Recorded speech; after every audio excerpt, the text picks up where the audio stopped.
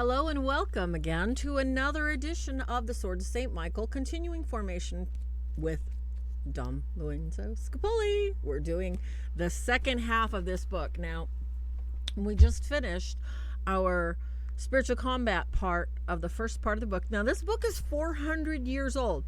Your host, Farah, Sister Farah, professed Franciscan. If there's a book that is more important, it's 400 years old, in spiritual formation, spiritual combat, spiritual warfare, tell me about it. Write in the comments, okay? Give this a like if you can. Subscribe so that you get notifications when I'm able to get on new videos. The channel, Swords of St. Michael, brings you all sorts of spiritual warfare information.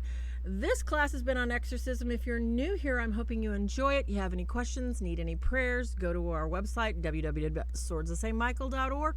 Or if you need specific prayer beads, or you need maybe a saint or a ring or something special for somebody you love that might need a little extra prayer, go to prayersbythebead.com where we have lots of handmade things. We're going to get started and pray ourselves in, diving right into chapter 1 of the Treatise on Peace of Soul. So let's go.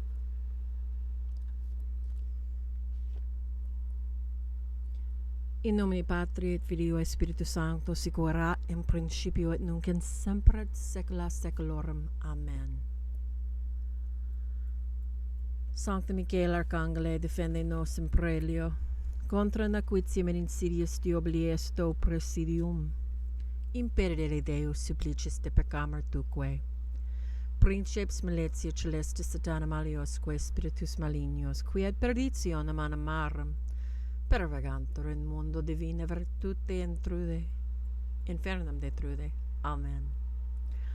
Our study prayer of St. Thomas Aquinas. Concede mihi misericordia Deus, qui tibi placita sud ardenter consuspicere prudenter investigare vericitere agnoscere et perfecti ad implere a laudem et gloriam nominis tui. Amen.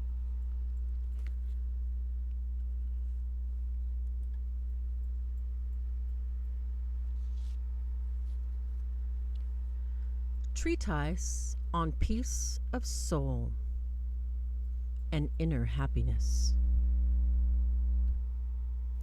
Dom Lorenzo Scupoli.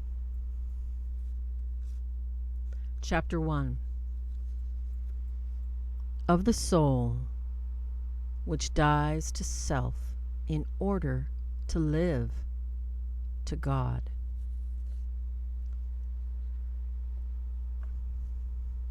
One. The nature of the human heart and the way it should be governed. God created the heart of man for no other end than to love him and to be loved by him, and the sublimity of this divine design should convince us that it is most noblest of the works of his almighty hand. Our first obligation, then, is to direct that heart to place its affection in proper things, that exterior acts might flow from interior dispositions of the heart. For although corporeal penances and various chastisements of the flesh are praiseworthy when practiced in prudent moderation, yet by this means alone, rather than acquiring a single virtue, you will probably acquire conceit and vanity. All externals will prove ineffectual unless they be invigorated by and permeated with worthy internal dispositions. The life of man is nothing but a continual warfare and temptation, and because it is a warfare, you must watch over your heart with sedulous care, that it may be ever at peace. If any movement signal sensual disturbances, take heed to calm the storms within your heart instantly, never permitting the pursuit of vain and illusory pleasures. Exercise this caution not only in time of prayer, but any time disquieting thoughts assail you, for prayers will be indifferently said until the soul knows peace. Observe, however, that all this must be done with a certain mildness and effortless ease, as the principal effort of our lives should be the quieting of our hearts and the prudent guidance of those hearts, lest they go astray.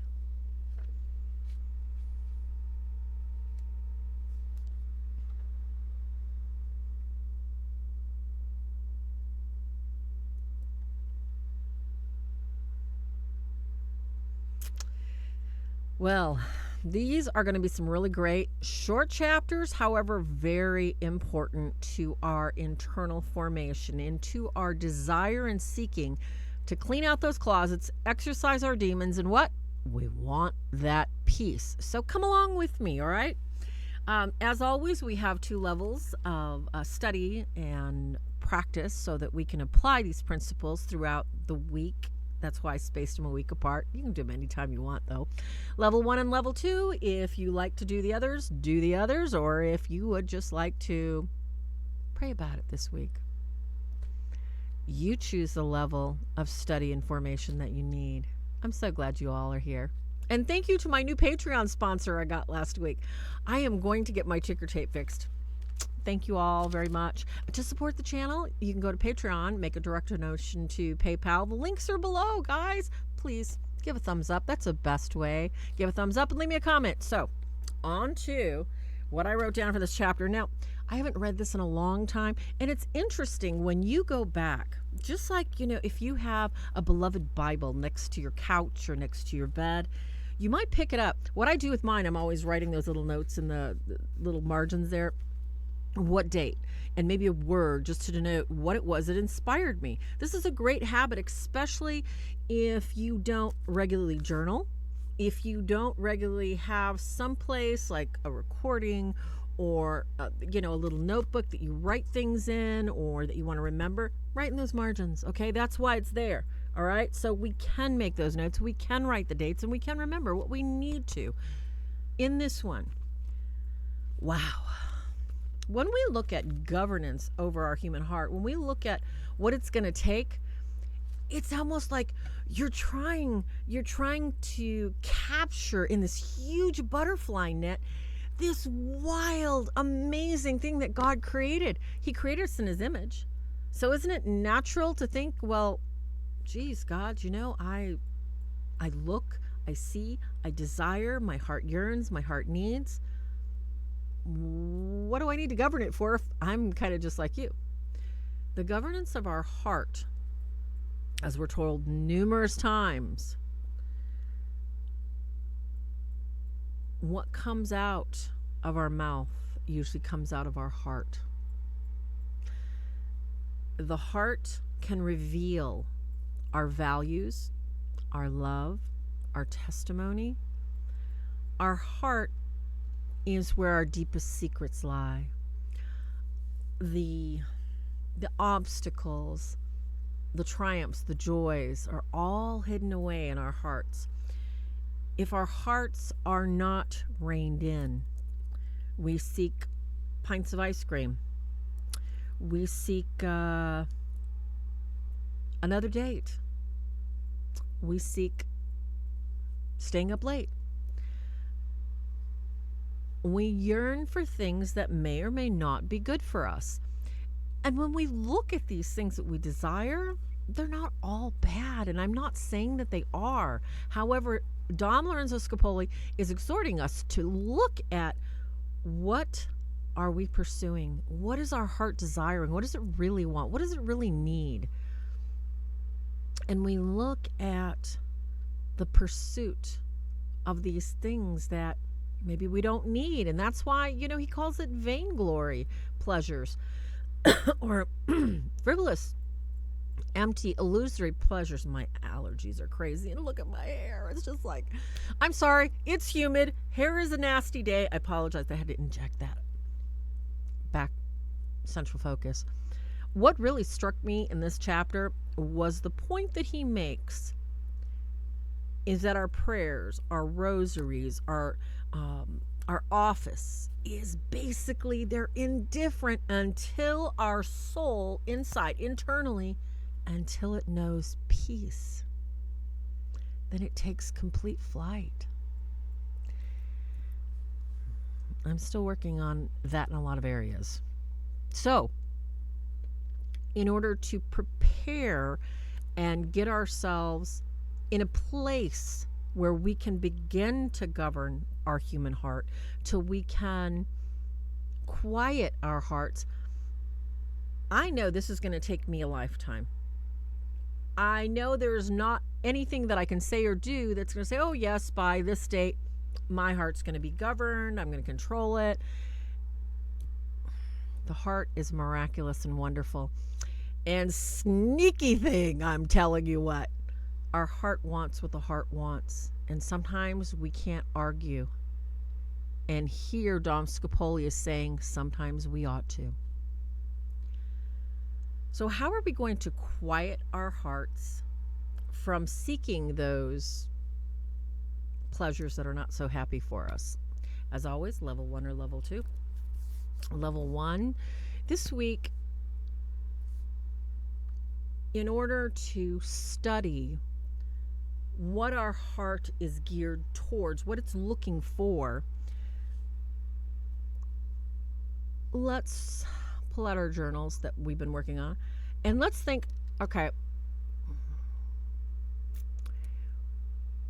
this last week may be good to think about the next week.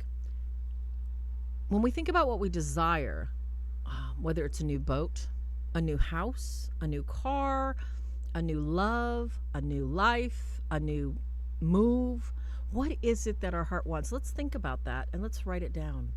Let's look at how that desire changes our daily routine, changes the way we interact with others, changes the way we spend money, changes our focus. Are you guys getting the picture now? When our heart desires something, when we are just zoom, like, the beagle on the prize, like the dog on the bird, that's our heart. Nothing is getting in the way of what that heart wants. This is why we're so passionate. We're so ready to jump, to love, to be. And right here, we are warned. We must govern that heart with right order desire. So level 1, let's look back at one of those desires. And like I said, let's write down how it's changed. Your direction, your perception, your vision of where you think you need to be. The desires of the heart are going to ripple effect into everything we do. I'm not kidding you. I just saw it in myself this last week. I was like, wait a second here. It's time to pray on this. I am not kidding you, okay? You got your witness. Level 2. Level 1, let's make some notes about what it is that we desired, what it was that, and how it changed us, just so you can get a little bit better idea of how to rein in those desires. Level 2, I'd like you to do a little bit more. I'm really thinking that for us, since level 2, you have a little bit stronger, more regulated prayer life, and you're used to doing a little bit more. I want you to find 3 desires.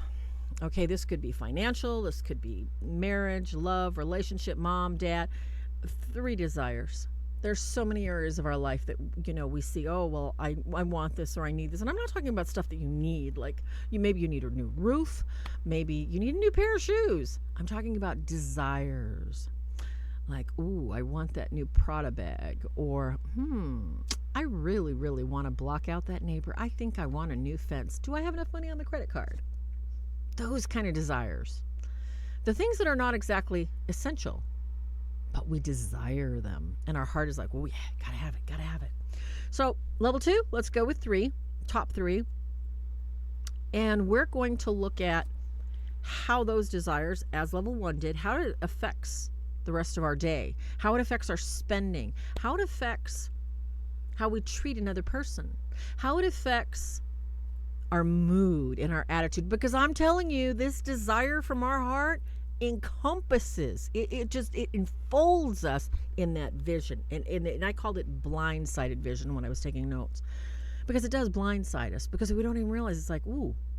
So I'm changing this and this and this about my regular day just to accommodate what my heart wants. There's something wrong with this picture. No, that's not happening again. Had to put a stop to that this week. When we look, level 2, at the desires of our heart, I think when I was reading this, I found a really excellent example with Saint Therese with a little way. In order to curb her desire, because she loved chocolate cake, she loves sweets. She, just like me, I love anything sweet. I've never met a sweet I didn't like. However, she realized that the inordinate desire could separate her from Christ and her love for God. So what she would do, because God does want us to enjoy pleasures, He does want us to enjoy all these wonderful things that He's given us, she would allow herself a piece of chocolate cake, and she'd say, okay, Jesus, I offer this gift of pleasure that you gave me. I offer it right back to you. I offer it up to you because I'm going to enjoy this, and I'm going to thank you for it and be grateful. Just something that simple. That was her little way of looking at every little opportunity to eat, to sing, to work. She would offer it up. Just this little tiny way. So level 2, I'd really like it if you can find and differentiate this week the desires of your heart that are perhaps grieving you. And by grieving you, I mean changing things in a not so beneficial way. And those things that are neutral. They're not affecting your mood, your attitude, your life, or the way you treat people, such as maybe, you know what, I've had a long week. I'd like to sit down with a cigar and a glass of cognac. God doesn't have a problem with that. It's the 3rd, 4th, and 5th glass of cognac. It's the 2nd, 3rd, or 4th cigar that you don't need. The desires of the heart will take us there if we do not govern it. And that's what this is about. In order for us to get rid of those temptations, and I have to remind each of you listening, temptation is the first step to an oppression possession. It's ordinary temptation, and we must govern our hearts. So level 3, write these down. Write down that both level 1 and 2, you're going to attack this with prayer as need be. You are going to offer it to the foot of the cross. You're going to get stronger in your faith. And I'm hoping you're going to leave me some comments or drop me a line like you do. Send me some emails, because I love reading your emails. And continue to journal. This journey is just going to do nothing but grow. And I'm excited, and I'm thanking you all for being here, and I'm so excited that we're doing this together, because this helps me too. God bless each of you. Thank you so much for joining Swords of St. Michael Network. Like I said, if you need prayers, there are lots of links below, swordsofstmichael.org. Please give us a like and a thumbs up so that other people can find this, because I think this content is great for anyone seeking Jesus. Never forget the battle's already been won, and hopefully we're here to help you fight the fight and win it right. And I'm Sister Farah. Thank you so much for joining us. God bless you. Until next week.